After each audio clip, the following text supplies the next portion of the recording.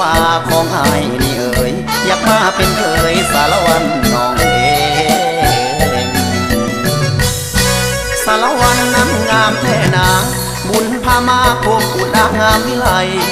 น้องงามทั้งกายและใจมนต์เสน่ห์หนาวนุ่มดึงใจจะเฮ็ดจังใดจึงจะได้อุ่นอาได้มากินแจวเหนียวหัวน้องเห็นหอยแก้มบ่องนวดน้องผู้โสภาที่ตาดล้อตาเทวดาได้พบสาวคนงามสื่อลาอุ่นเอ้ยอุ่นอ่ะโอ้นางฟ้าควันใจ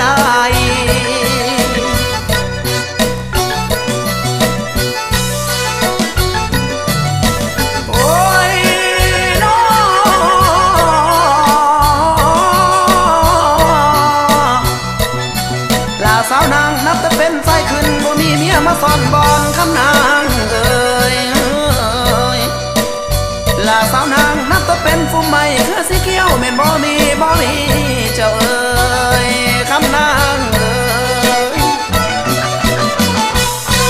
อุ่นเอาดอกฟ้าจุกป่านี้ไอ้ยังบ่มีเทพีมาครองใจ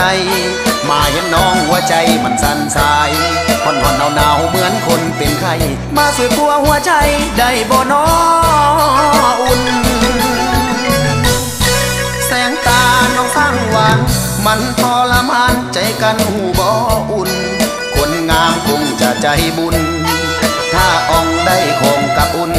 จะหอมเนื้ออุ่นหมุนตักนอนทุกคืนอุ่นอ่ะอุ่นอ่ะอุ่นอ่ะโอ้ยอดสิว่าของหายนี่เอ๋ยอยากมาเป็นเคยสารวันน้องเอง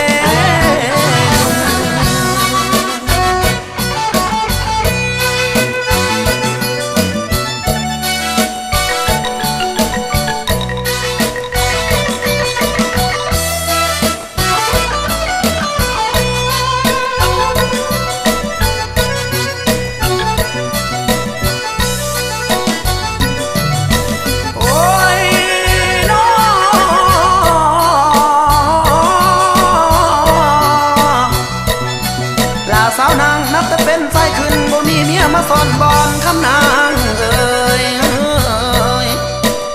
ลาสาวนางนับแต่เป็นฟุ่มใหม่คือสีเขียวแม่นบ่มี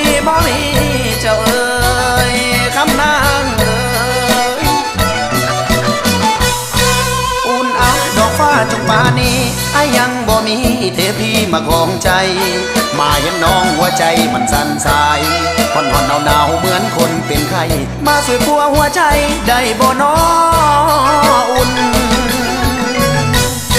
แสงตาน้องสร้างหวานมันทรมานใจกันหูบ่อุ่นคนงามคงจะใจบุญถ้าอ่องได้คงกับอุ่นจะหอมเนื้ออุ่นหมุนตักนอนทุกคืน